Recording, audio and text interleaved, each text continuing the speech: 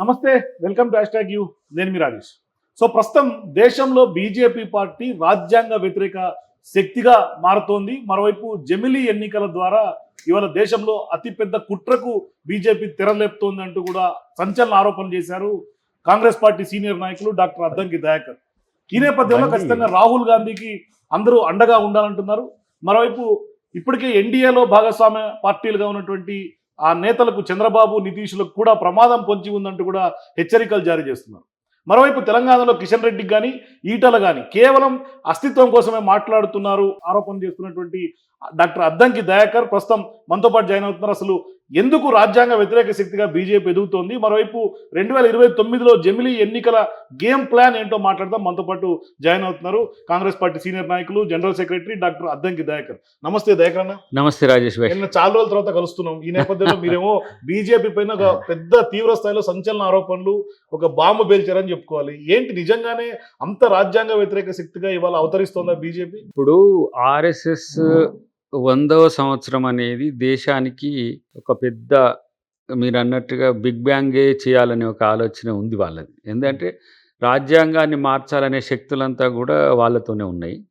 రెండవది ఏంది, రాజ్యాంగాన్ని మార్చే దిశలో కొంత వ్యతిరేకతను టెస్ట్ చేసుకుంటారు వాళ్ళు. ఎట్లా, బాబాసాహెబ్ అంబేద్కర్నే అవమానించేటట్టుగా మాట్లాడుతున్న పరిస్థితుల్లో అమిత్ షా లాంటి హోమ్ మినిస్టరే మోదీ గారి నుంచో, బీజేపీ నుంచో, ఆర్ఎస్ఎస్ నుంచో ఎలాంటి వ్యతిరేక ప్రకటన లేవు. ఎస్, అంబేద్కర్ అనే వ్యక్తి ఒక సాధారణమైన వ్యక్తి అని చెప్పి ప్రయత్నం చేస్తూనే వాళ్ళు ఆ రోజు హెడ్గేవర్ గారు, తర్వాత గోల్వాల్కర్ గారు ఏం చేసిండ్రు ఆ రోజు, ఈ దేశాన్ని హిందూ దేశంగా కాకుండా మీరు సెక్యులర్ దేశంగా మార్చడానికి కుట్రలు చేస్తుండ్రు, ఎప్పటికైనా నా వారసత్వం దీన్ని హిందూ దేశంగా మార్చుదని చెప్పి ఆర్ఎస్ఎస్ని ఏర్పాటు చేసిండ్రు.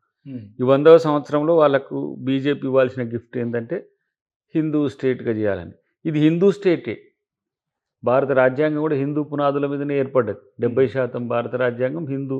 భగవద్గీత, రామాయణం లాంటి అంశాలన్నీ కూడా మీకు బాబాసాహెబ్ అంబేద్కర్ లాంటి వాడే దాన్ని వివరణ ఇచ్చిండు. మన రాజ్యాంగం మొత్తం కూడా పురాణ ఇతిహాసాల యొక్క ఛాయాచిత్రాలతో ఉంటుంది. సో కానీ ఇప్పుడు వాళ్ళు ఏంది, వాళ్ళు అనుకుంటున్న రాజకీయ ఎజెండా ఏంది, సెక్యులర్ అని తీయడం ద్వారా ముస్లింలు, క్రిస్టియన్లు, బుద్ధిస్టులు, జైన్లు వీళ్ళంతా కూడా ఫీల్ కావాలి, ఇది మా కింద ఉన్నట్టు ఉండాలి, బీజేపీదే హిందూ మతం, వేరేటోళ్ళది కాదు. ఇప్పుడు మీరు మహాకుంభ్ మేళా ఉంది. మహాకుంభ్ ఎప్పుడు కూడా భారతదేశ ప్రజలు కాంగ్రెస్ పుట్టక ముందు చేసుకున్నారు, బీజేపీ పుట్టక ముందు చేసుకున్నారు, సనాతన ధర్మంలో చేసుకున్నారు, పురాతన ధర్మంలో కూడా చేసుకున్నారు. అలాంటిది ఇది బీజేపీ ప్రోగ్రామ్ చేసిండ్రు. బీజేపీ మాత్రమే మహాకుంభమేళ చేస్తున్నట్టుగా. ఇప్పుడు అయోధ్య రామాలయ నిర్మాణం అనేది అందరి ఆశ. వాళ్ళు దాన్ని ఛాంపియన్గా తీసుకొని రథయాత్ర చేసిండ్రు మన అద్వానీ గారు. అంతకంటే ముందు రాజీవ్ గాంధీ గారు దానికి శిలాన్యాస గుడి చేసిండ్రు రామ మందిరానికి. కానీ అప్పుడు జరిగిన సంఘటనలు వేరు. మేమే కట్టించినాం, ఇది మాదే, బీజేపీ గుడి అవుతుంది ఇప్పుడు అది అయోధ్య రామాలయం. మనం ఏమన్నా సందర్శించుకుంటే కూడా బీజేపీ అనే కాడికి వచ్చింది. అంటే రాముడు కూడా బీజేపీకి ఓన్ చేసుకున్నాడు. అందుకని ఈ మధ్య నేను రాముడు ఏమన్నా మీ చిన్నయ్యనా, మా అందరికి కాదా అన్నదాన్ని వాళ్ళు అంతా కాంట్రడిక్టరీ చేసిండ్రు.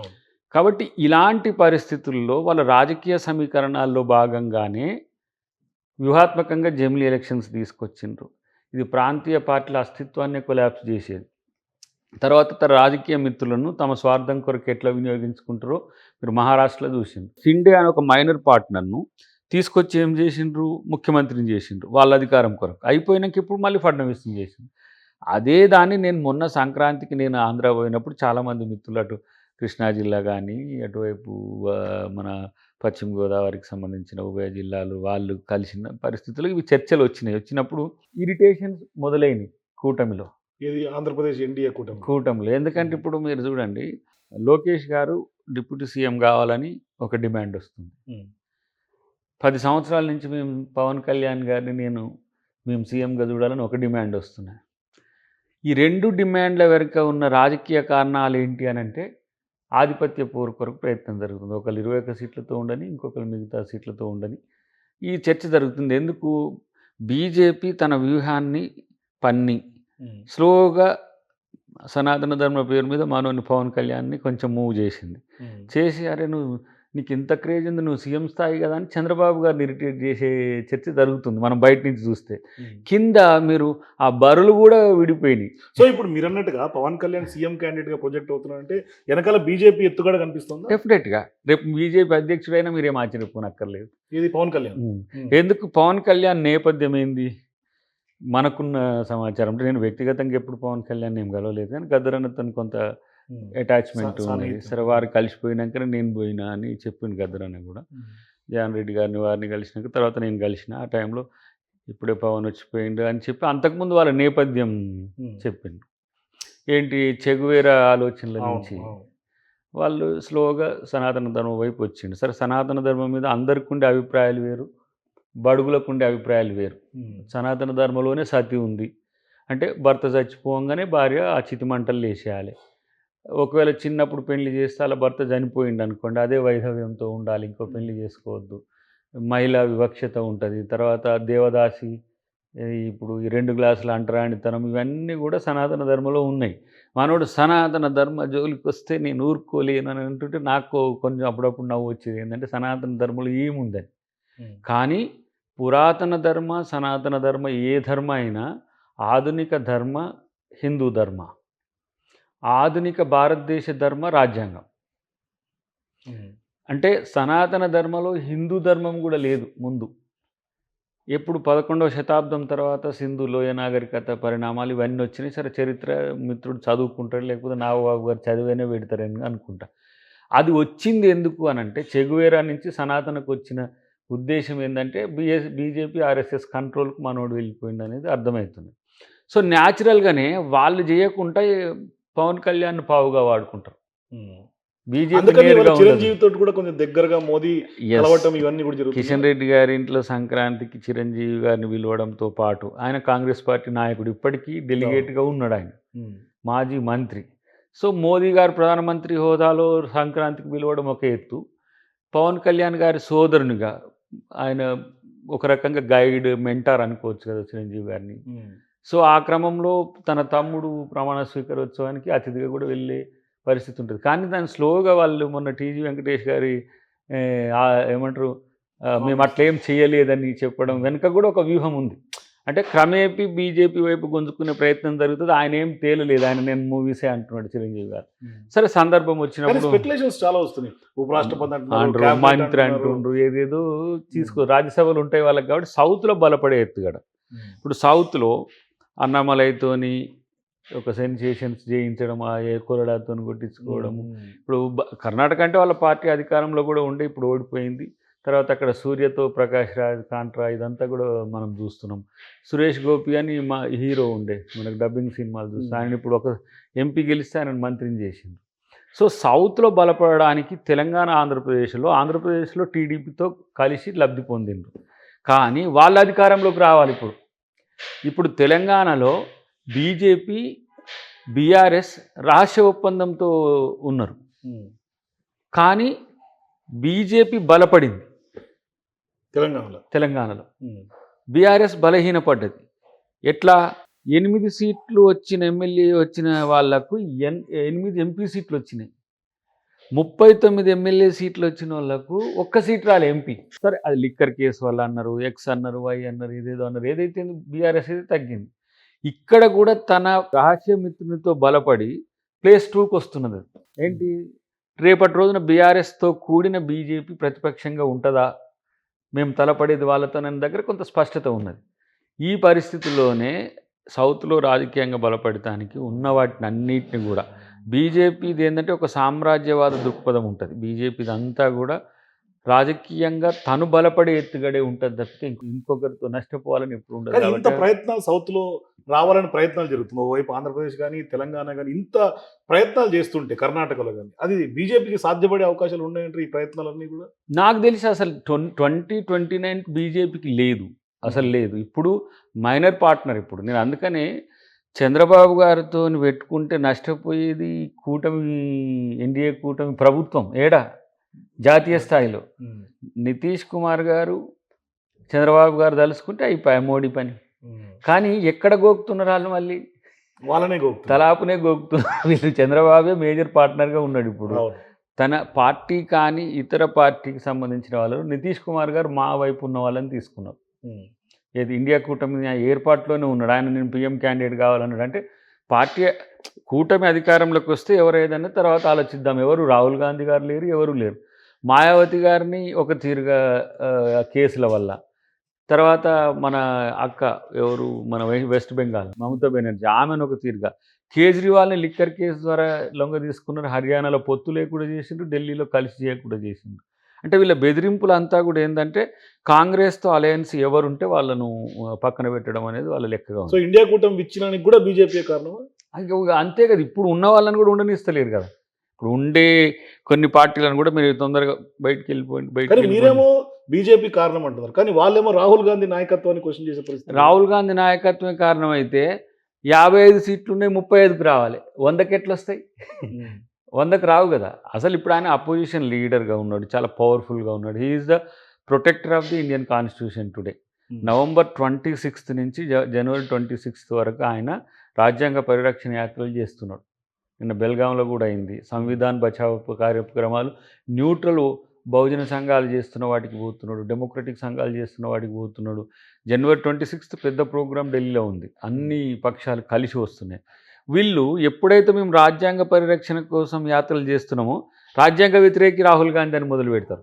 కానీ అసలు ముచ్చట ఏంటంటే రాజ్యాంగ వ్యతిరేకులుగా మారిపోతున్నామని చెప్పే ప్రయత్నంలో భాగంగానే ఇతరుల మీద రాజ్యాంగ వ్యతిరేకులు అని చెప్పి కేసులు పెట్టిస్తారు అస్సాంలో రాహుల్ గాంధీ గారి మీద. రెండవ కోణం ఏంది, తను 2029 వరకు బలపడాలంటే, దేశం మొత్తాన తనే సింగిల్గా ఉండాలంటే మైనర్ పార్ట్నర్స్ అయినా మేజర్ పార్ట్నర్స్ అయినా ప్రాంతీయ పార్టీల అస్తిత్వం కూడా డమాలే, వాళ్ళకు ఉండొద్దు. 2027లో జమిలీ ఎలక్షన్స్ వస్తాయని ఒక అంచనా ఉంది. 2029 ఒక జమిలీ ఎలక్షన్. ఇవి రెండు అంటే జమిలీ అంటే 27కి వచ్చేదంతా కూడా ఆ దగ్గర ఉన్న రాష్ట్రాల్లో ఒకసారి ఎన్నికలు, 29కి మేజర్ అన్నీ కలిపి ఒకసారి చేయాలని. ఈ పరిస్థితుల్లో తనదే అంటే ఏమంటాము గుత్తాధిపత్యం, రాజకీయ గుత్తాధిపత్యం కూటమిదైనా రాజకీయ పక్షాలదైనా తనదే ఉండాలని ఆలోచన చేస్తున్నది. దానికి ఈరోజు చంద్రబాబును మీరు కొంచెం తలకాయ నొప్పి పెట్టిండ్రు అనుకోండి, మీకే మొదటికే మోసం వస్తుందని నేను అంటున్నది. ఎందుకంటే ఇప్పుడు మీరు అన్నట్టుగా సౌత్లో బలపడడానికి ప్రయత్నాలు జరుగుతున్నాయి, ప్లస్ నార్త్లో కూడా కొంత బీజేపీ ఇప్పటికే బలంగా ఉందా, లేకుంటే అక్కడ కూడా వీక్ అయినట్టుగా? ఇప్పుడు యూపీ మహాకుంభ మేళా అనేది ఒక ప్రదర్శన కోసం యోగి చేస్తుంది, కానీ యోగి ఈసారి గెలిచే అవకాశం లేదు. మూడోసారి అతి పెద్ద రాష్ట్రం కోల్పోబోతున్నది. మరి వాళ్ళు ఏం చేసినా సరే యూపీలో డెఫినెట్గా అఖిలేష్ యాదవ్ వస్తాడు. అఖిలేష్ యాదవ్ ఈరోజు ఈ అఖిలేష్ యాదవ్ మా పార్ట్నర్గా ఉండడం వల్ల కూడా అఖిలేష్ యాదవ్ పార్టీకి ఎలాంటి నష్టాలు చేకూర్చింది అనుకున్నాడు, చేసిండు ఆయన. బట్ నష్టమేం లేదు, నిలబడుతున్నారు వాళ్ళు, ఎందుకంటే చాలా గట్టిగా ఉన్నారు. ఇప్పుడు బీహార్లో నితీష్ వీళ్ళతో ఉండడం వల్ల నష్టపోయి రేపు తేజస్వి యాదవ్తో కూడిన కూటమి అక్కడ పాజిటివ్ వచ్చే అవకాశం లేకపోలేదు. మీరు అట్లా వస్తే మహారాష్ట్ర అంటే అయిపోయింది, కానీ మేజర్ స్టేట్లలో మాకు అక్కడ కనపడేది ఆమె తృణమూల్ కాంగ్రెస్ ఎట్లా వచ్చినా అది ఆమె న్యూట్రల్గా ఉంటుంది, ఎక్కువ డెమోక్రటిక్ శక్తులకు రాజ్యాంగ శక్తులకే ఉంటుంది. సో ఇక మిగతా అన్నీ కూడా జమ్మూ కాశ్మీర్లో వాళ్ళు అధికారం కోల్పోయినరు. ఇక హర్యానా ఈ మూడోసారి అట్లా నడుస్తుంది, ఏదో చావు తప్పి కళ్ళు లొట్ట పోయినట్టుగా నడుస్తుంది. అంటే మొన్న వచ్చింది కాబట్టి. అన్నిటికంటే ముఖ్యంగా నేనైతే ఉత్తరాఖండ్ కూడా గమనిస్తున్నా కదా, ఇంత పెద్ద ఎత్తున హిందూ ధర్మం నడుస్తుందన్న హిమాచల్లో పోయింది, రేపు ఉత్తరాఖండ్ కూడా సమస్య ఉంటుంది. కాబట్టి నార్త్లో కూడా మధ్యప్రదేశ్ మార్చుకున్నారు వాళ్ళు, ఏది సీఎంను మార్చుకున్నారు, కొత్త రక్తం అని చెప్పినా కూడా అక్కడ ఫెయిల్యూర్ అవుతుంది. గతంలో శివరాజ్ సింగ్ చౌహాన్ గారు ఉన్నప్పుడు మా ప్రభుత్వాన్ని కూల్చిన ఉద్దేశం కూడా ఏంటంటే ఇక్కడ మధ్యప్రదేశ్లో కనుక కాంగ్రెస్ బలపడితే ఛత్తీస్గఢ్ అట్నే రీస్టోర్ అయితే చుట్టుపక్కల కూడా ఇంపాక్ట్ ఉంటుందని. రాజస్థాన్ రీసెంట్గా పోయింది. సో ఏదున్నా రేపు ఒకవేళ ఒక పెద్ద మార్పుకు దేశ ప్రజలే కారణమైతే బీజేపీ కూసాలు కదిలే రిజల్ట్స్ వస్తాయి. ఇప్పటికీ చావుదప్పి కళ్ళు లొట్టబోయినాయి కదా 290, 20 అంటే 15 సీట్ల తేడాతోని. సో అదే నితీష్ కుమార్ మాతో ఉండి గతంలో ఉన్నట్టు చంద్రబాబు గారు మాతో ఉంటే ఇండియా కూటమి మీరేమో చావు తప్పి కన్నులొట్టపోయిందని బీజేపీని అంటున్నారు, కానీ మీకున్న అధికారం ఉన్న రాష్ట్రాలు 3 కదా, మిగతావన్నీ కూడా బీజేపీ గెలిచిన రాష్ట్రాలన్నింటిలో కూడా ఈవీఎంలు గోల్మాల్ అని, ఈవీఎంలు ట్యాంపరింగ్ అని ఆరోపణలు చేస్తున్నారు. ఇప్పుడు ఒకటేమో పార్లమెంటుకు సంబంధించి ఎంపీలు మూలం, రాష్ట్రాల అధికారంలోకి వచ్చినప్పుడు వాళ్ళే 16-17 స్టేట్లలో ఉండొచ్చు. రేపు జరగబోయే ఎన్నికలు జమిలి పెట్టే ఉద్దేశం కూడా అదే. ఆ రాష్ట్రాల్లో ఓడిపోకుండా వాళ్ళు మేజర్ స్టేట్స్‌లలో ఓడిపోకుండా చేసే ఎత్తుగడే ఇప్పుడు వాళ్ళు చేస్తున్నది. జమిలి అనేది రూపం అదే. అందుకే నేనేమంటున్నా అంటే, ఒకప్పుడు మీ 2 సీట్లే. ఆ నుంచి 22, 44, 88 ఇట్లొచ్చిండ్రు. మళ్ళా అట్లా కిందికి పడిపోతానికి మీకు ఏంది డిక్లైన్ స్టేజ్ వచ్చింది. ఇక అప్పర్ ఏదైతే పీక్స్‌కి వెళ్ళిపోయారు. పీక్ ఎక్కువొచ్చేసిండ్రు. ఈ నుంచి తగ్గుడే 400 అన్న కాడ వాళ్ళకి ఏమొచ్చినాయి 290 వచ్చినాయి. ఇది కూటమికే. 400 వస్తే మీకు ఏమైనా చేయడానికి అవకాశం ఉంటుంది. మీరు చూడండి మాకు 400 ఇవ్వండి అంటే వాళ్ళు 290 ఇచ్చిండ్రు. అంటే అది మోడీ మాటను గౌరవించినట్ట, నష్టం చేసినట్ట. కాబట్టి వాళ్ళ ఎత్తుగడల్లో కూటముల కలయికలు ఇప్పుడు ఒడిషా అనేది చూడండి మీరు. నవీన్ పట్నాయక్ లాంటి ఒక మోడరేట్ లీడర్‌నే వాళ్ళు ఓడగొట్టిన తీరు ద్రౌపది ముర్ముకు ఆడ చేయడం ద్వారా ట్రైబల్స్‌లో ఒక కదలికొచ్చింది. ఆయన కూడా చనిపోయినాక పెద్దాయన ఉండే. ఆయన చనిపోయినాక ఒడిషాలో కూడా కొంత చేంజెస్ వచ్చినాయి. సరే ఏదున్నా ఎప్పుడూ మాకే ఉండాలనే ఈ ఏమంటారు ఈ ఆధిపత్య ధోరణిని ప్రజలు తిరస్కరిస్తున్నారనేది. పార్లమెంట్ మొన్న జరిగినటువంటి ఎన్నికల్లో రాజ్యాంగాన్ని మారుస్తారని సీఎం రేవంత్ రెడ్డి ఆ రోజు చేసినటువంటి వ్యాఖ్యలు దేశవ్యాప్తంగా జరిగింది, సెన్సేషనల్ అయింది. సో ఆ వ్యాఖ్యలతోటే ప్రధానంగా కాంగ్రెస్ పార్టీ సీట్ల లబ్ధి కూడా ఎవరు అవునన్నా ఒప్పుకోకపోయినా జరిగింది. సో ఇప్పుడు ఆ రాజ్యాంగం లైన్నే ఇవాళ కూడా కాంగ్రెస్ జపిస్తోందా? అందుకని ఇవాళ సంవిధాన్ బచావ్ యాత్రల పేరుతో కాంగ్రెస్ పార్టీ రాహుల్ గాంధీ దేశంలో భారత్ జోడో యాత్ర తర్వాత ఇప్పుడు ఎమర్జ్ అయ్యే కార్యక్రమంగా ముందుకు తీసుకొస్తున్నారా? ఇప్పుడు వజ్రభారత నినాదం అదేంటిది? ఒకటి జై బాపు, జై భీమ్, జై సంవిధాన్. జై సంవిధాన్ అనే నినాదము బీజేపీకి ఉందా? ఉంటే కాంగ్రెస్కి ఉందా జై సంవిధాన్ నినాదం? That's what. ఇప్పుడు మా కార్యాచరణే అది కదా. అసలు రాహుల్ గాంధీ గారి యాత్రలు సరే మీడియాలో ఎక్కువ చూపించట్లేదు. ఏదైనా సరే మాకు ఐఎన్సీ మీడియాతో వస్తుంది కాబట్టి ఎవ్రీ వీక్లో ట్వైస్ మినిమం ఈ రాజ్యాంగ పరిరక్షణ సమావేశాల్లో పాల్గొంటాడు.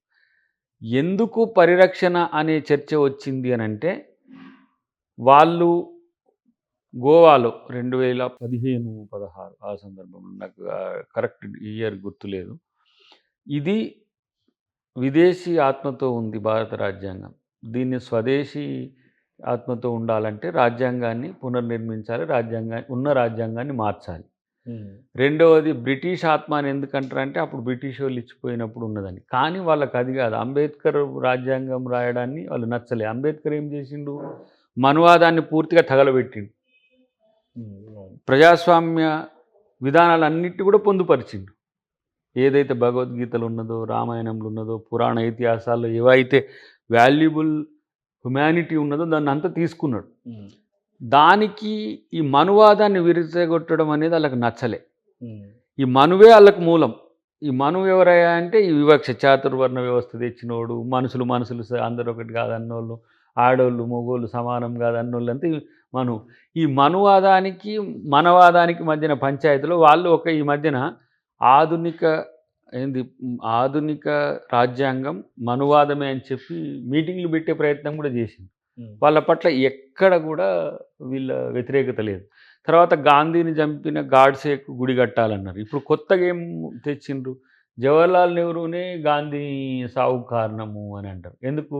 ఆయన పాకిస్తాను విడగొట్టకపోతే గాంధీని గాడ్సే చంపకపోవు, గాడ్సే గొప్పోడే కానీ నెహ్రూ వల్లనే ఇట్లా అయిందని.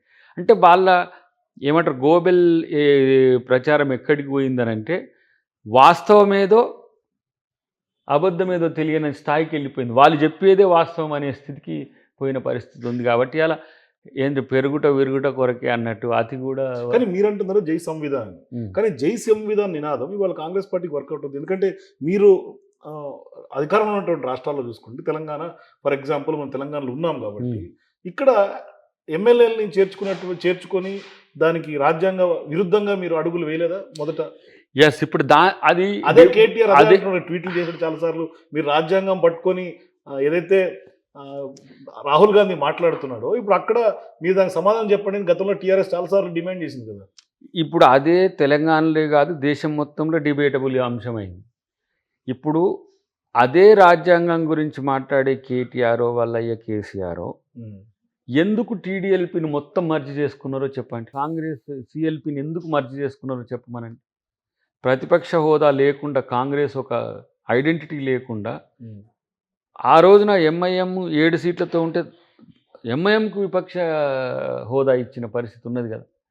మరి ఆ రోజు మీకు రాజ్యాంగం కనబడలేదా? ఎందుకు కనబడలేదు? ఇగో ఇది ఇప్పుడు వాళ్ళు ఆత్మపరిశీలన చేసుకోవాల్సింది. ఇప్పుడు మేమేమి బీఆర్ఎస్ ఎల్పీని మేమేమి తీసుకోలే, ఏది మర్జీ చేసుకోలే. ఓ 10 మంది మీతో మీ దగ్గర ఏది లేదు. వాళ్ళు మర్జ్ చేసుకుని రాజ్యాంగబద్ధంగా చేసామని చెప్తున్నారు కదా. అదే ఇప్పుడు మరి ఇప్పుడు మీరు చేసినప్పుడు అది రాజ్యాంగబద్ధం ఎట్లయింది, మేము చేసినప్పుడు రాజ్యాంగ వ్యతిరేకం ఎట్లయింది? అంటే మీకు రాజ్యాంగం వేరే రాసి ఉన్నదా? ఇప్పుడు అదేమన్నా కేసీఆర్ రాజ్యాంగం ఉందా? వారు అంటారు హనుమనపూరి రేవంత్ రెడ్డి గారి రాజ్యాంగం అంటున్నారు కదా, అమలవుతుంది తెలంగాణలో. మరి అప్పుడు కేసీఆర్ రాజ్యాంగం ఉండినా ఎవరైనా రాజ్యాంగానికి లోబడి చేసేది. ఇప్పుడు రేపు హైకోర్టులో ఉంది కేసు, రేపు హైకోర్టు దీన్ని ఇది రాజ్యాంగ వ్యతిరేకమని తీర్పు ఇచ్చింది అనుకో, రాజ్యాంగబద్ధంగా నడుచుకోవాల్సి వస్తుంది. ఇప్పుడు కోర్టులను చట్టాలను అతిక్రమించి అయితే మేము వ్యవహరించాల్సిన స్థితి కాదు. ఇప్పుడు మీకు నొస్తుందా, అది తెలుస్తుందా? ఇప్పుడు గతంలో మీకు ఇప్పుడు వాళ్ళు కూడా ఇది ఉంది కదా, కేసులకు సంబంధించిన అంశం, నాకు అడ్వకేట్ కావాలి, నేను ఆడికి పోతా, నేను ఈడికి పోతా, నాకు ఈ హక్కులు ఉన్నాయి. మరి మాకు కూడా ఉన్నాయి కదరా బాబు, మాకెందుకు లేవు అప్పుడు? ప్రతి అంశంలో ఇప్పుడు బిడ్డ నిశ్చితార్థం రోజు రేపు పెట్టుకుంటామంటే అరెస్ట్ చేసిండ్రు, డ్రోన్లు ఎగిరేసిండ్రు అని చెప్పి ఎంపీని అరెస్ట్ చేసిండ్రు, కోదండరాము నడిమధ్య రీతిలో వచ్చేసి తెల్లారేదానికి తీసుకుపోయి డోర్లు వాళ్ళకి కొట్టి అరెస్ట్ చేసిండ్రు. మందకృష్ణ ప్రపంచ తెలుగు మహాసభలు జరుగుతుంటే ట్యాంక్ బండ్ మీద నిరసన కార్యక్రమం పెట్టుకుంటే రాజద్రోహం కేసు పెట్టి 2 సార్లు, నెల రోజులు ఒకసారి, 15 రోజులు ఒకసారి చేసిండ్రు. మీరు జర్నలిస్టులు మన రఘు మల్లన్న లాంటి వాళ్ళ మీద నిరంతరం దాడులు చేసిండ్రు, అరెస్ట్ చేసిండ్రు. మాలాంటి వాళ్ళు పిల్లలు చచ్చిపోతే పరామర్శకపోతే మా మీద క్రిమినల్ కేసులు పెట్టి జైల్లో పెట్టిండ్రు. మరి మీరేం చేసినట్టు అప్పుడు? అంటే మీ గారికి వచ్చేవారికి ఆమె చట్టాలు న్యాయాలు నిక్కచ్చిగా పనిచేసి కోర్టులు మీకు అనుకూలంగా ఉండాలి, పోలీసులు మీరు చెప్పినట్టు వినాలి. ఇప్పటికి వాళ్ళకి అధికారం పోయినట్టు అనిపిస్తలే, వాళ్ళది అధికారంలో ఉన్నట్టు మేమే విపక్షంలో ఉన్నట్టు కనిపిస్తున్నది. ఇప్పటికి వాళ్ళకి అనిపించిన తీరు. బయటికి వెళ్ళి మనోడు ఇప్పుడు ఏసీబీ తర్వాత ఈడీ దగ్గరికి పోతాడు, మనోడు బయటకు వచ్చి జై తెలంగాణ అని చెప్పి, ఒకరేమో లిక్కర్ కేసులో ఉండి జై తెలంగాణ అంటారు, ఒకరేమో ప్రజల సొమ్ము తీసుకొని దొంగతనం చేసి జై తెలంగాణ. మీకు ఈ పేటెంట్ రైడ్ ఎవడిచ్చిండు? మీ పార్టీలకు వెళ్ళాం నై తెలంగాణ, భారత్ రాష్ట్ర సమితిని మార్చుకుంటారు. ఇక మీకు అడిగే నైట్కి ఎక్కడిది, అసలు జై తెలంగాణ నైట్కి ఎక్కడ అయితే హక్కు ఎక్కడి వాళ్ళకు చేస్తారు? చేసేది దొంగతనం, బయటకు వచ్చి ప్రగల్భాలు. దాంట్లో అందుకనే చెప్పిన అలీ మిషన్ టెస్ట్ చేసినట్టు నువ్వు వ్యవస్థలను టెస్ట్ చేయకు. ఏసీబీ నిన్ను ప్రశ్నిస్తుంది కానీ ఏసీబీకి నేను ఇది చెప్పినా దానికి ఇది చెప్పినా నీకు చెప్పమని చెప్పిరా, నీకేమన్నా లోపల అరెస్ట్ చేస్తే సింపతి వర్కౌట్ అవుతున్నది కేటీఆర్ ప్లాన్. ఇప్పుడు అట్లా అనుకుంటే గిన్ని అరెస్టులు ఉన్నాయి బ్రదర్, మరి ఎందుకు వర్కౌట్ కాలేదు? ఇప్పుడు చంద్రబాబు నాయుడు గారిది, రేవంత్ రెడ్డి గారిది మీరు సెంటిమెంట్గా తీసుకుంటారు కదా, ఇది వాళ్ళు అరెస్ట్ అయ్యి నేను ముఖ్యమంత్రి అయినరు, నేను కూడా జైలుకు పోతా, స్లిమ్ అయితే బయటకు వచ్చి పాదయాత్ర చేస్తా అంటున్నారు కదా. అది పక్కన పెట్టు. మరి నీకంటే ముందు మీ చెల్లె అరెస్ట్ అయిందని మన ముఖ్యమంత్రి గారు అన్నారు. మరి ఆమెకా నీకా అనే దానికి విషయం పక్కన పెట్టు. దొంగతనం చేస్తే సానుభూతి వస్తుందనే ఈ కల్చర్ ఏదైతే ఉందో, అంటే ఎంత దొంగతనం అనేది 2-3 రోజులు జైలుకి పోతే క్రేజ్ పెరుగుతుంది. అంటే ఇక దొంగతనం చేయమన్నట్టా ఏమన్నట్టు? ఇప్పుడు ఆ పుష్ప సినిమాలు కాక ఏంది చందనం దొంగ, ఎర్ర చందనం దొంగలు హీరోలు అన్నట్టుగా దొంగతనం ప్రజల సొమ్మును దోచుకొని జైలుకు పోతే క్రేజ్ పెరుగుతుంది. అంటే ఇది ఎట్లా? అంటే ప్రజలు సొమ్ము, వాళ్ళకు చెందాల్సిన సొమ్ము దోచుకోవడాన్ని హర్షిస్తారు అన్నట్ట.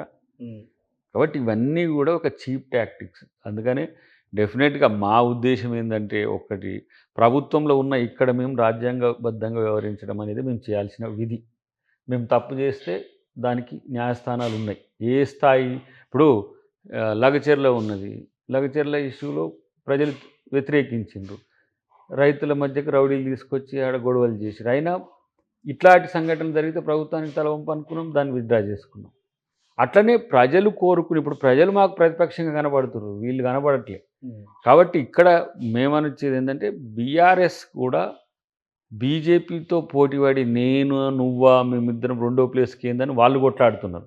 అట్ ద సేమ్ టైం బీఆర్ఎస్ను బీజేపీ ఏం హామ్ చేయదు. ఎందుకంటే ఇప్పటివరకు కేసీఆర్ మీద కానీ కేటీఆర్ మీద కానీ ఎక్కడ కూడా కేసు ఏం పెట్టలే. మేము పెట్టిన కేసులో ఈడీ ఎంటర్ అయ్యి ఎట్లా అయిందని చూస్తుంది తప్పితే వాళ్ళు అవినీతి చేసిందని మేము అధికారంలోకి వచ్చినాము. అసలు అవినీతి చేయలేదు అన్నట్టుగానే బీజేపీ వ్యవహార శైలి ఉన్నది. మీరు కవిత అరెస్ట్ తర్వాత కేటీఆర్ ఈడీ కేసు తర్వాత కూడా ఇప్పటికి కూడా ఇంకా బీఆర్ఎస్ బీజేపీ డెఫినెట్గా ఆరోపణ. నేను ఇప్పుడు అసలు ఏంది, మాకు అనుకూలులు ఎవరు, వ్యతిరేకులు ఎవరు? దీంట్లో మాతోనైతే బీఆర్ఎస్ లేనప్పుడు గోడ మీద పిల్లిలా ఉన్నా మాకు ఉపయోగపడేది అయితే కాదు కదా. అటు జగన్ అట్లనే ఉన్నాడు కదా, బీజేపీతో ఉన్నట్టేం లేడు. కానీ వాళ్ళు కూటమి కట్టి జగన్నే ఓడగొట్టిండ్రు. ఇక్కడ కూటమి అక్కడనేమో ఓపెన్గా కూటమితో కట్టి లబ్ధి పొందారు, ఈడనేమో రహస్య ఒప్పందంతో వాళ్ళు బలపడ్డారు. కాబట్టి ఇప్పుడు ఎక్కడైనా బీజేపీ పరిపాలన విధానాన్ని కేసీఆర్ కేటీఆర్ వాళ్ళ ఫ్యామిలీ విమర్శిస్తున్నట్టు ప్రశ్నిస్తున్నట్టు కనబడుతుందా? సో ఈ కేసుల నుంచి మమ్మల్ని కాపాడు. ఇప్పుడు కాళేశ్వరం వస్తున్నది, కాళేశ్వరం కమిషన్ ముందు కేసీఆర్ అటెండ్ కావాలని వస్తున్నది. ఇట్లాంటప్పుడల్లా నన్ను ఏదైనా చూడు జరమయ్య కానీ చెప్పని బదిలాడు. ఇప్పుడు వీళ్ళ అధిష్టానం ఉన్నది ఇప్పుడైతే గజ్వేల్ ఫామ్ హౌస్లో ఉన్నది కదా, మరి వీళ్ళు ఎందుకు ఢిల్లీకి పోతున్నట్టు? దీన్నే కదా వాళ్ళ అధిష్టానం ఉన్నది. సరే కొన్ని ఇష్యూస్లలో ఈడీను వాటిని కలుస్తానికి పోవచ్చు కాక, కానీ బీఆర్ఎస్కు మేజర్ సోల్మేటు అధిష్టానం బీజేపీ. అది బీఆర్ఎస్ కాదు, బీఆర్ఎస్ఎస్ అని ఈ మధ్యన మా ముఖ్యమంత్రి గారు అన్నది మీరు చూసింది కదా. అది ఊరికనే వేగ్గా స్టేట్మెంట్ ఇవ్వరు కదా ఒక ముఖ్యమంత్రి స్థాయి వ్యక్తి. కాబట్టి మాకు ఆ అంచనా ఉంది. ఇక్కడ రేపు బీఆర్ఎస్తో కూడిన బీజేపీ ప్రతిపక్షంగా వస్తుందా విపక్షంగా వస్తుందా చూడాలి. కానీ మీరు ఇంత కవ్వింపు కామెంట్స్ చేసిన కేసీఆర్ అయితే బయటకు వచ్చి అక్కడ మాట్లాడలేదు. ఎందుకు ఆయన రావాల్సిన అవసరం ఏం? కనీసం ప్రజల తరఫున కూడా పోరాడట్లేదు కదా. ఎందుకు పోరాడకపోతే ఏం లేదట కదా, అసలు పోరాడాల్సిన అవసరం ఏది అంటుండే ఆయన. అసలు ప్రజల కొరకు కొట్టాడేది, నన్ను ఓడగొట్టిరు, ఫామ్ హౌస్లో పండుకోబెట్టిరు, పండుకున్నా అంటుండే ఆయన. రావాలంటే రేవంత్ రెడ్డి స్థాయి నాది కాదనుకుంటుండే. అంటే ఇప్పుడు రేవంత్ రెడ్డి గొప్పనా కేసీఆర్ గొప్పనా ఇప్పుడున్న లెక్కల ప్రకారం? ముఖ్యమంత్రి అయితే రేవంత్ రెడ్డి కదా. అలాంటప్పుడు ఇప్పుడు ఆయన అనుకుంటే అది ఆయన ఇష్టం. ఓడిపోయినా కూడా నేను ముఖ్యమంత్రి అని ఇంట్లో అనుకుంటే మరి ఆయన ఎర్రగడ్డ కేసు అంటారో మరి వైజాగ్ కేసు అంటారో తెలియదు నాకు. కాబట్టి ప్రతిపక్ష హోదా తీసుకోవద్దు అట్లాంటప్పుడు. ప్రతిపక్ష హోదా నీ కొడుక్కో నీ అల్లునికో ఇస్తే మళ్ళీ వాళ్ళకి ఇస్తే ఈయనకు పంచాయతీ ఏంటంటే ఒకరికి ఇస్తే ఓడి పంచాయతీ పెట్టుకుంటారు, ఇదొక లొల్లి. ఈయన నీళ్ళని కాదామని అంటే వారేమో ఎమ్మెల్సీ ఎవరు కవిత గారు. సో మనోనికి ఇప్పుడు తలకాయ నొప్పి, ఎందుకురా బాబు అనుభవించు రాజా అనుకుంటే హాయిగా ఇంట్లో వండుకుంటుండు. ప్రజలు పోని రాని. ఇప్పుడు అది కొండపోచమ్మలో 5 పిల్లలు మునిగి చనిపోయారు, కూతవేటి దూరమే. అసలు కొండపోచమ్మ కట్టిందే కేసీఆర్ ఫామ్ హౌస్ కొరకు, అక్కడికే నీళ్ళు వస్తాయి, మిగతా వాటికి ఏది వచ్చినా కూడా అడుగడుగున ఉండే. అక్కడ చనిపోతే కూడా ఎమ్మెల్యేగా కూడా వచ్చి కనీసం పరామర్శ చేయలే, ప్రతిపక్ష నాయకుడిగా వచ్చి పరామర్శ చేయలే, బీఆర్ఎస్ జాతీయ అధ్యక్షుడిగా వచ్చి పరామర్శ చేయలే, బీఆర్ఎస్ రాష్ట్ర అధ్యక్షుడిగా కూడా వచ్చి పరామర్శ చేయాలి. ఇక మరి ఎవరి కొరకు ఉన్నట్టు ఆయన అంటే ఆయన కొరకే ఉన్నట్టు. ఇప్పుడు వాళ్ళ కొరకు కొట్లాడుతున్నది ఎవరంటే వాళ్ళిద్దరే బావబొమ్మర్దులు తప్పితే ఎవరు లేరు.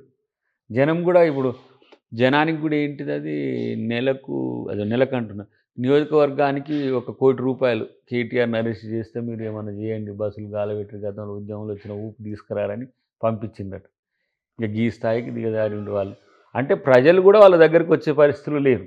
కాబట్టి మేముగా ఇప్పుడు బీజేపీని బీఆర్ఎస్ని వేరే రూపంలో చూసేది లేదు, రెండు ఒకటే అనుకుంటాం.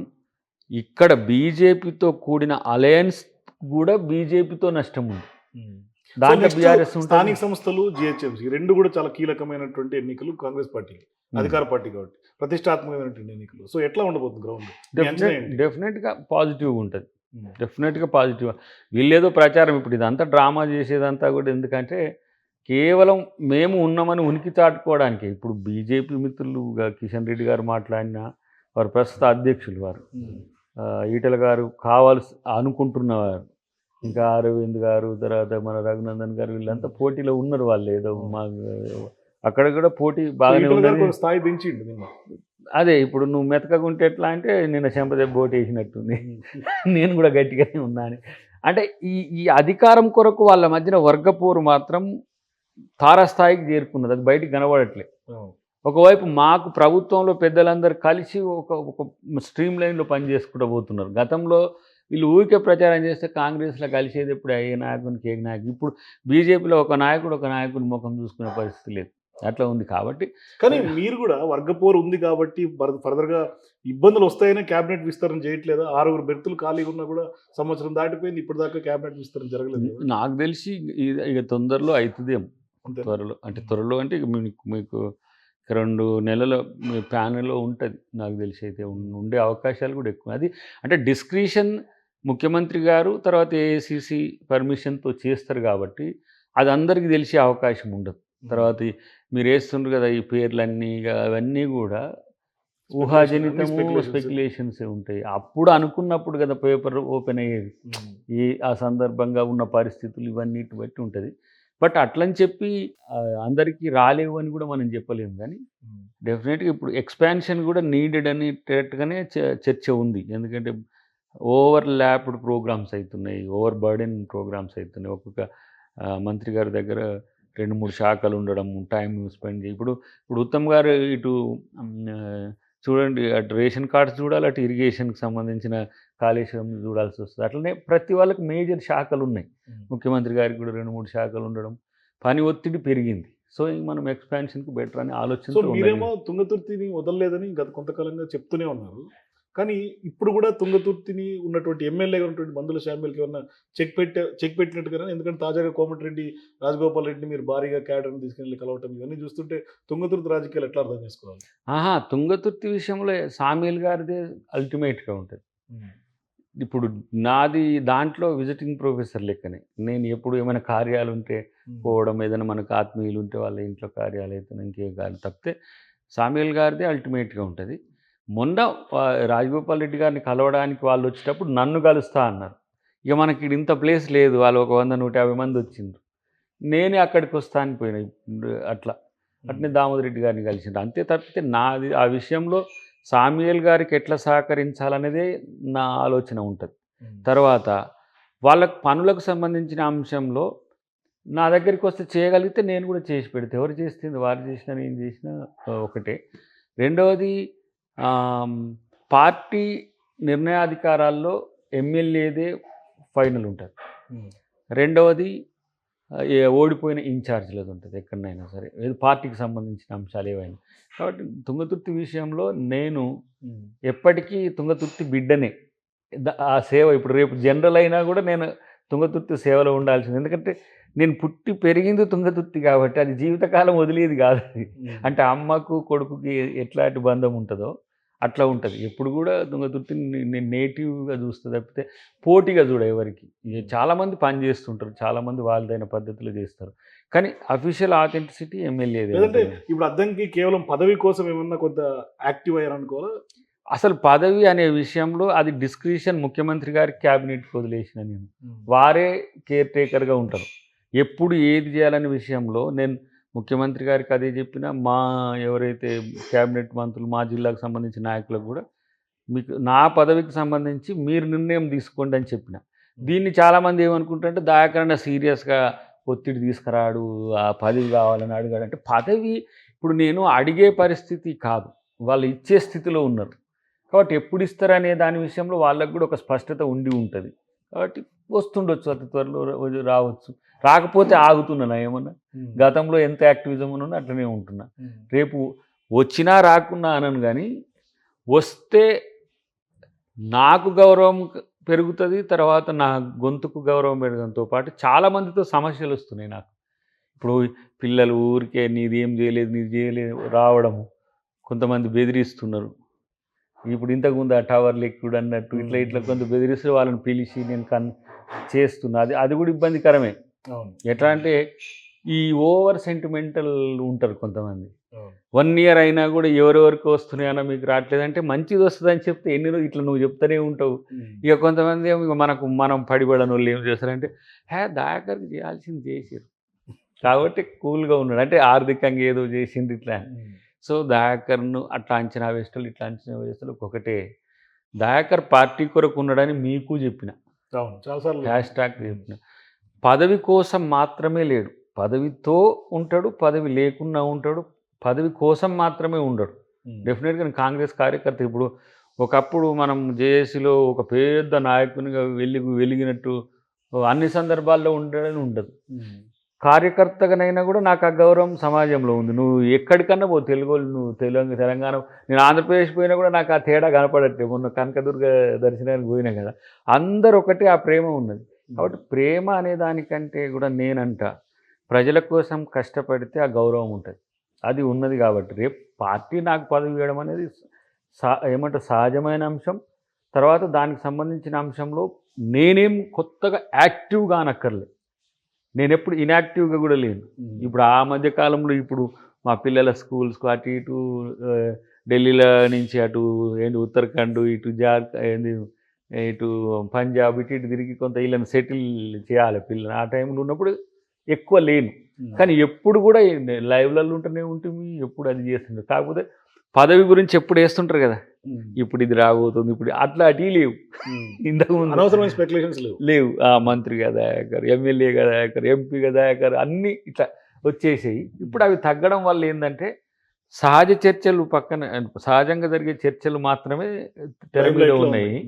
మిగతా స్పెక్యులేషన్స్ అన్ని ఆగిపోవడం వల్ల యాక్టివ్గా లేదు. కానీ మీరు అంటున్నారు కాంగ్రెస్ లో వర్గపోరు, గ్రూప్ విభేదాలు లేవు, సాఫీగా సాగుతుంది. కానీ తిన్మార్ మల్లన్న లాంటి వాళ్ళు, మీ జిల్లాకి చెందిన ఎమ్మెల్సీ, ఆయన ఏకంగా పొంగులేటిని మంత్రిని రాజీనామా చేయమని బహిరంగంగా డిమాండ్ చేస్తున్నాడు కదా. ఇప్పుడు అట్లాంటి కొన్ని వాళ్ళ వ్యక్తిగత అంశాలకు సంబంధించి నేను కామెంట్ చేయలేను. ఇప్పుడు మల్లన్నకు ఉండే డిస్క్రిప్షన్ ప్రశ్నించాక నాకు లేదు, అది పార్టీ చూసుకుంటుంది. ఇంతకుముందు కూడా తను అన్నాడు, అంటే పొంగులేటి ఫెయిల్యూర్ అని మల్లన్న చెప్పాడా, లేదంటే ఎట్లా అర్థం చేసుకోవాలి దాన్ని? ఇప్పుడు అదే, అందుకనే అది పార్టీ నిశ్చితంగా గమనిస్తుంటుంది. కాబట్టి వాళ్ళ దాన్ని తీసుకునే స్థాయి కూడా నాది కాదు, కాబట్టి నేను దాన్ని కామెంట్ కూడా చేయలేను. కానీ ఈ వైరుధ్యాన్ని డెఫినెట్గా మీలాంటి వాళ్ళు ప్రశ్నిస్తారు, దానికి సమాధానం చెప్పాల్సిందే మేము. సపోజ్ మనోడు కూడా అప్పుడు అన్నాడు రెడ్డి ఓట్లు నాకు వద్దని అన్నాడు, తన వ్యక్తిగత అభిప్రాయం.